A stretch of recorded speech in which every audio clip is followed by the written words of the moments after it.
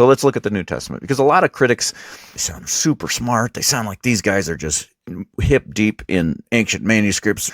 But most of them are really just parroting talking points from a Dan Brown novel called the Da Vinci Code. Most of their arguments against the historical reliability of the New Testament documents come from a work of fiction, which is a bit ironic, I think.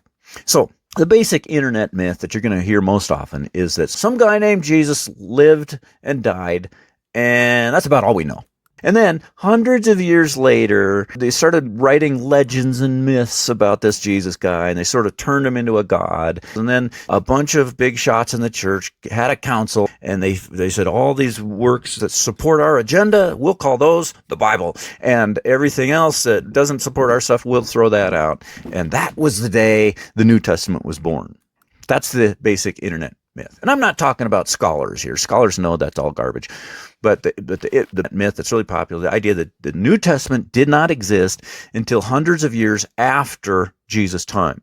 Even secular scholars agree that Paul was writing his epistles around 50 AD.